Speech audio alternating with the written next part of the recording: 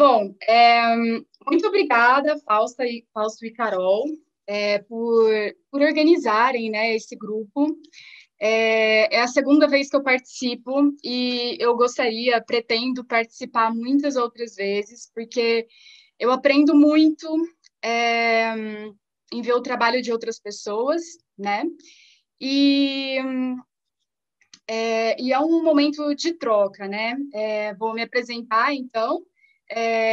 Boa tarde, né? Todos, todas, todes. E eu sou professora da Universidade Federal de Goiás e eu dou aula das disciplinas de maquiagem, cabelos e postiços e também de iluminação. Né? Eu dou aula num curso que é de teatro licenciatura e também direção de arte, lá na Federal de Goiás.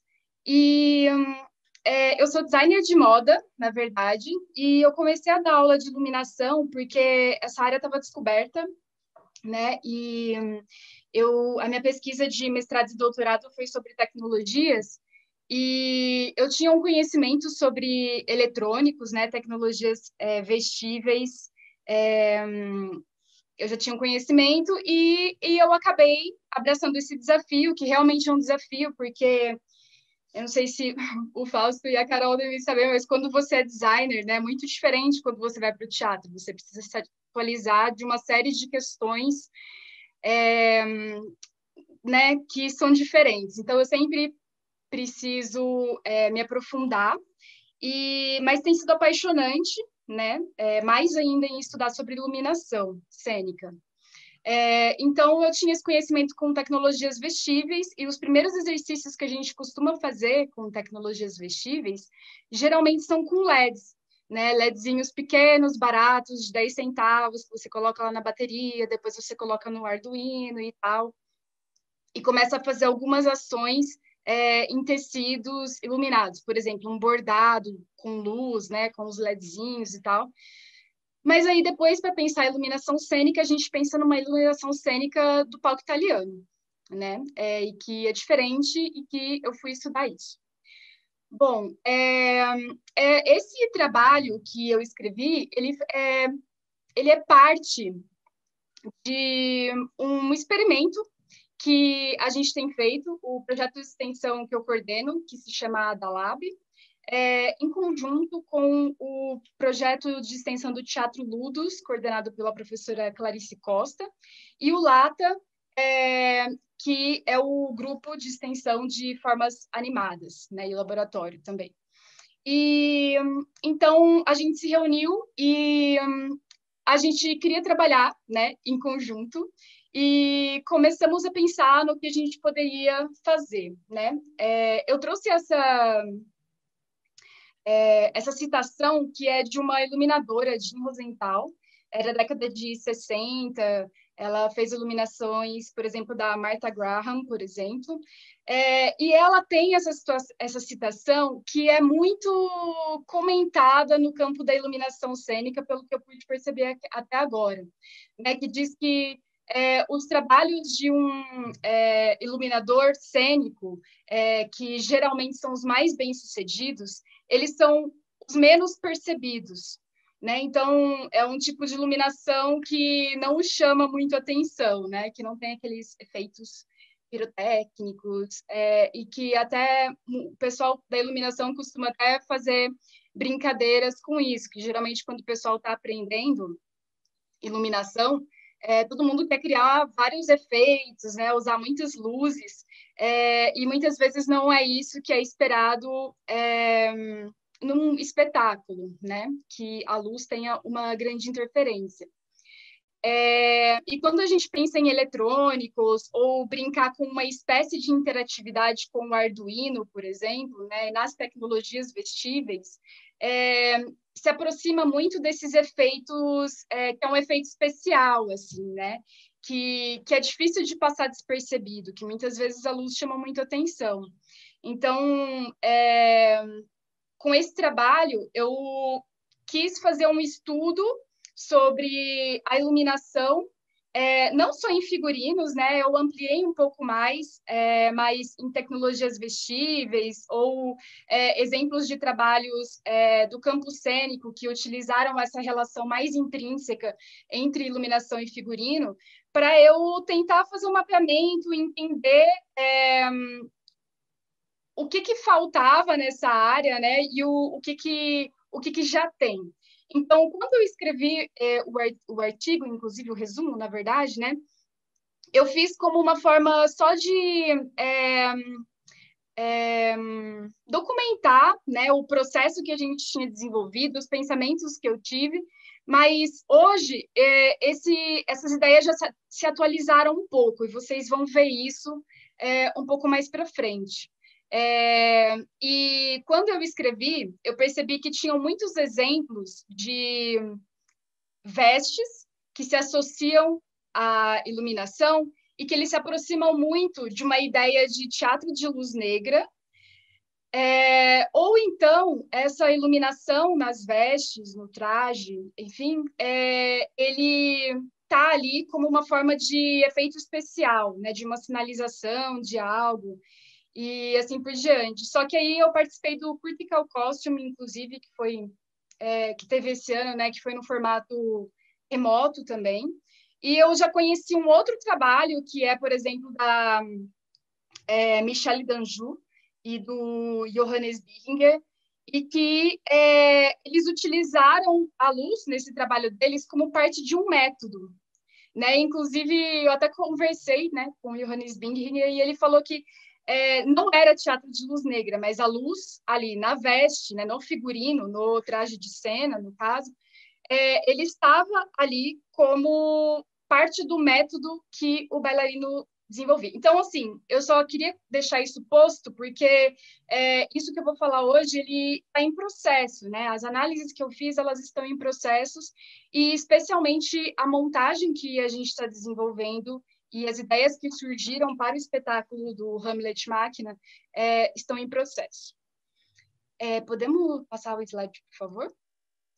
Bom, então, tudo começou, essa relação com os outros projetos de extensão da UFG, com um trabalho da Clarice Costa, que ela estava fazendo uma encoragem do Brecht, e eles faziam algumas cenas com os arcos.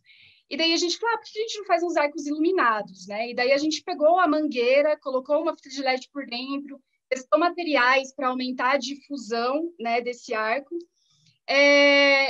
Só que aí, no fim das contas, a gente não usou para esse espetáculo. E a gente pensou, a gente podia estender um pouco mais essa ideia, ao invés de usar arcos, fazer com que sejam estruturas maleáveis, que façam demarcações no palco, que seja, ao mesmo tempo, uma iluminação cenografia, porque você pode juntar uma mangueira na outra, né?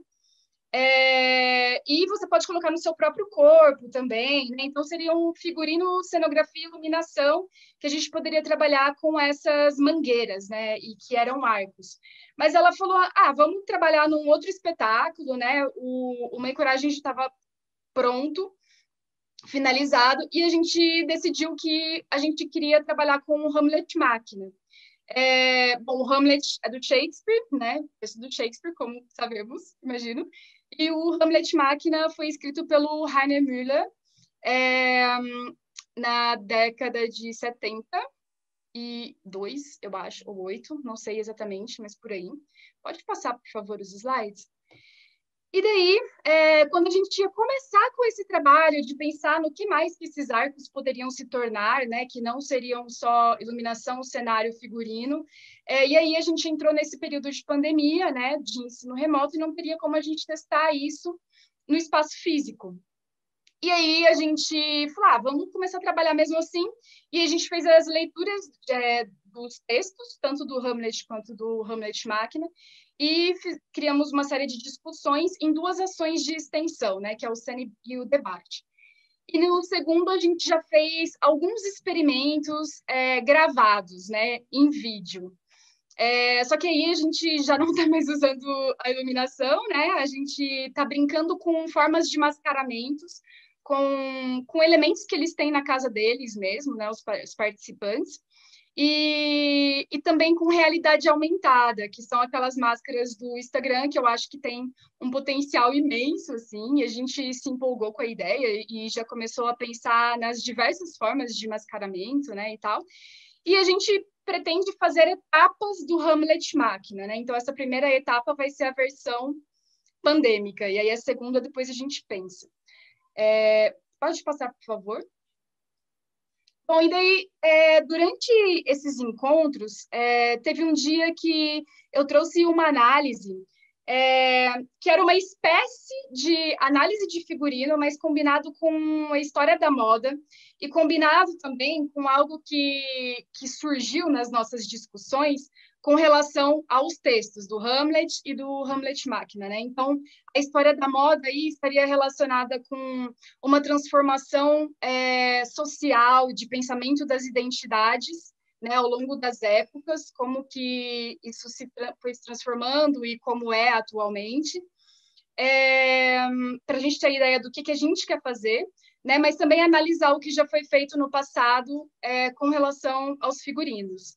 Eu não vou entrar muito nesse aspecto agora, porque, como eu disse, está tudo muito em processo. Eu não sei exatamente o que a gente vai usar ainda, nem mesmo essa temática que a gente escolheu, tá? Mas eu vou colocar bem por cima, assim, né? Então, a gente assistiu também o Hamlet Machine do Bob Wilson e que a gente percebeu que tinham alguns duplos ali, né?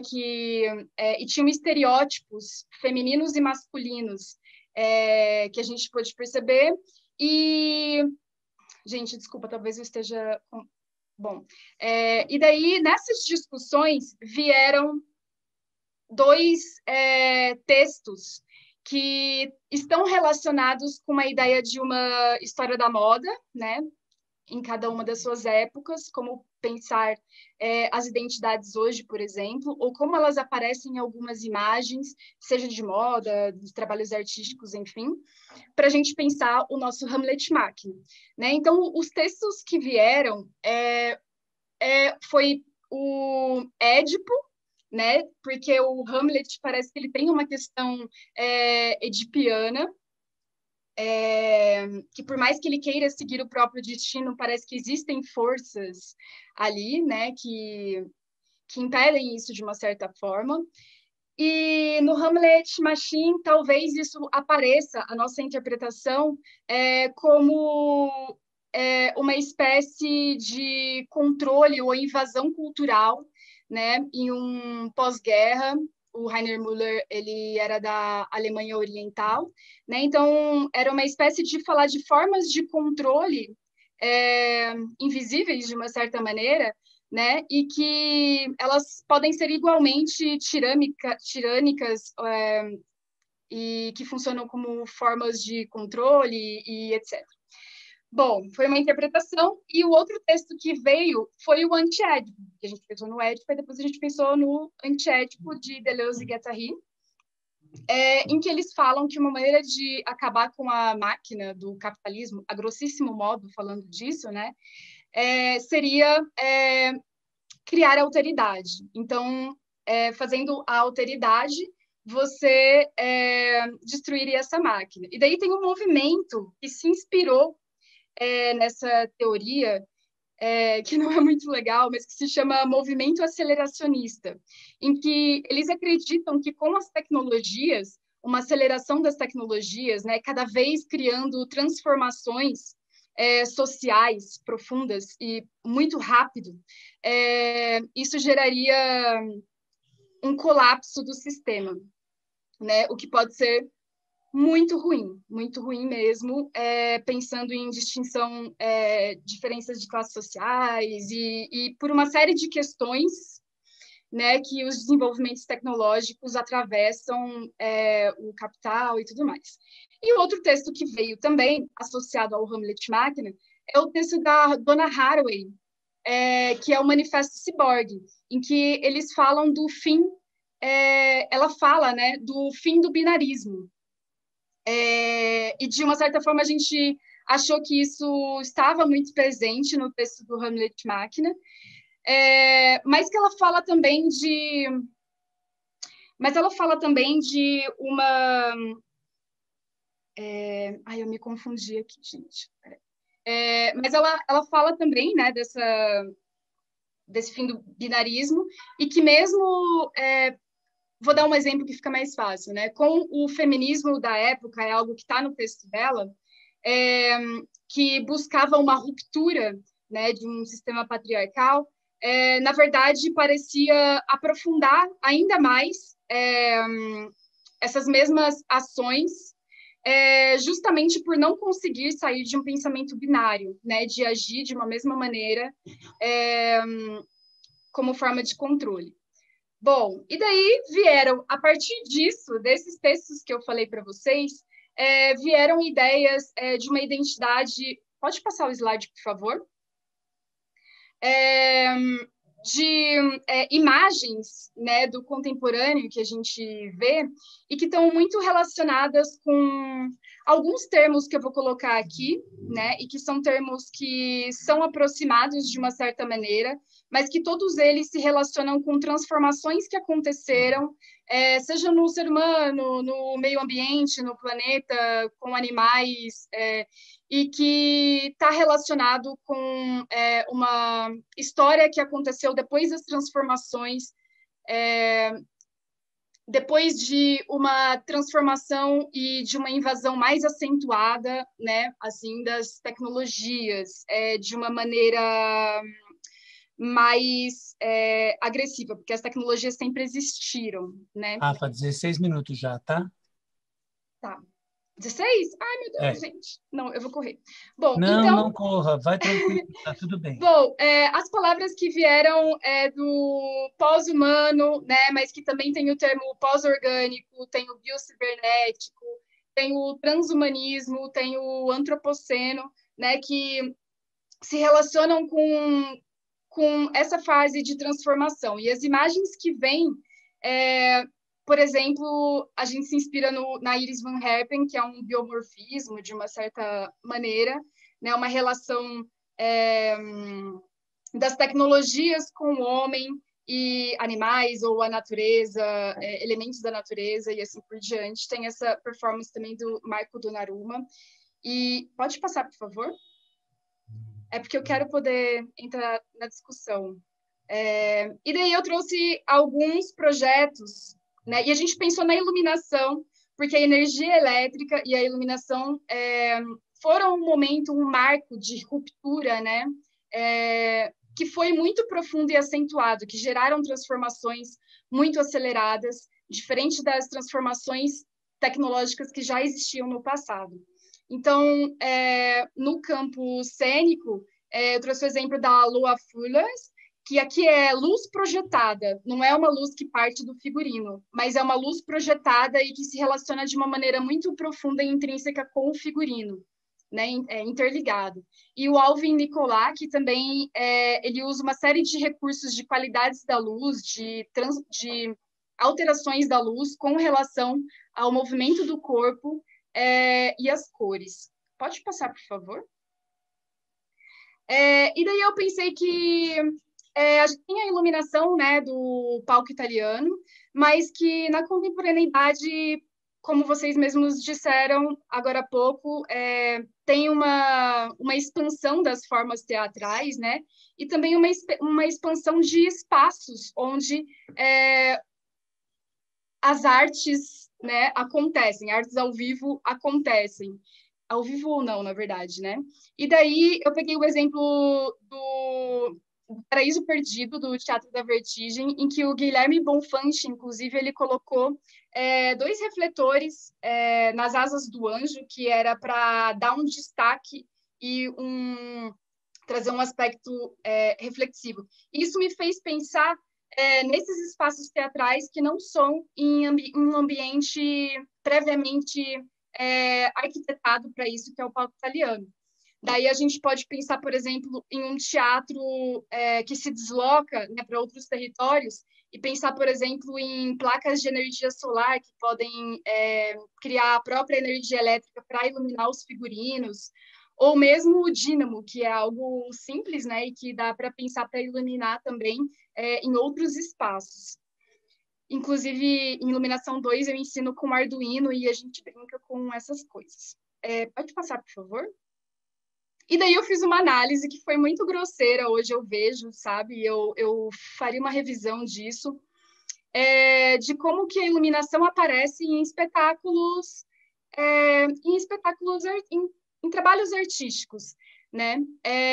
Daí tem esse trabalho do Circle Mania, que é uma referência, eu acho, ao Vim Nicolas, e esse outro que foi um exemplo que a Sofia Pantovac deu em um artigo dela, foi assim que eu descobri, e que está relacionado a efeitos especiais, enquanto esses outros aqui, eles são muito similares à ideia de um teatro de luz negra, né? O teatro de luz negra não tem uma iluminação no traje, mas é uma reflexão da luz, né? Não tem luz diretamente no traje.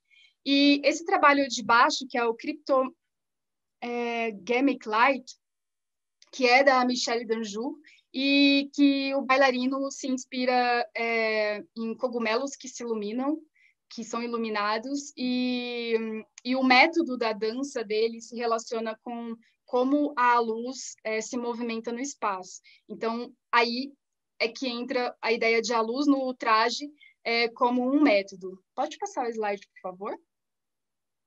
E aí tem o trabalho do Ricardo Nascimento, que é o Paparazzi Lover, e que foi uma performance apresentada em um evento que se chamou Techno Central em 2012, e que brinca com a ideia dos paparazzis, da exposição da imagem, né? E que quando essa veste, aí são tecnologias vestíveis mesmo, reconhecem o flash da câmera, as luzes iluminam mais ainda, então ilumina mais ainda o astro, né, que vai ser fotografado pelo paparazzi lover. Ou pode até funcionar como uma dinâmica de escape, né, iluminar muito para ofuscar a visão com relação a alguma ideia. E daí estaria também dentro dessa ideia de efeitos especiais, mas que também isso pode ser melhor pensado. Pode passar, por favor? E daí, a minha proposta, né, do que eu gostaria de fazer em um figurino para esse espetáculo, quando ele vir a ser presencial, seria pensar em uma iluminação, assim como estava na situação lá de cima da Jim Rosenthal, uma iluminação que não é uma iluminação de efeitos especiais e nem uma iluminação de luz negra, mas uma iluminação para iluminar mesmo, né? E daí pensar em recriar refletores na própria roupa. Então, não sei, na própria modelagem, com um viés, com materiais reflexivos, com materiais que promovem difusão. Tem LEDzinhos que, eu não sei se vocês sabem, mas no corpo humano a gente pode carregar até 30 volts. Mais do que isso, é muito perigoso, né, para a nossa vida. Então, a ideia não é colocar uma iluminação que vai na tomada, mas usar uma iluminação que, por mais que tenha uma voltagem baixa e ele brilhe menos, a gente pode utilizar materiais que conduzem mais essa iluminação e possam amplificar a reflexão. Então, eu trouxe esse exemplo da Frustina Neg, que também foi apresentado no Critical Costume, e que foi o que mais se aproximou disso que eu gostaria de pensar e desenvolver nos trajes, nos figurinos do Hamlet Máquina, que é pensar em uma iluminação mesmo, mas que está ali para iluminar e não para criar um efeito especial, e nem que funciona como uma iluminação de luz negra. Ela usou esse chapéu, né, que parece que tem um material reflexível na parte de cima, e esse plástico, ele também ajuda a criar uma difusão ou dar mais brilho a essa luz. Então, cria quase como se fossem focos em cima das pessoas. Pode passar, por favor? Acho que a gente está acabando. E aí são os exemplos do que a gente fez. A gente começou a criar máscaras de realidade aumentada. Então, a gente fugiu um pouco da iluminação, porque a gente está ainda elaborando e está em outros processos nesse período pandêmico. E é isso, gente. Desculpem tomar o tempo, mas essa é a ideia. Muito obrigada.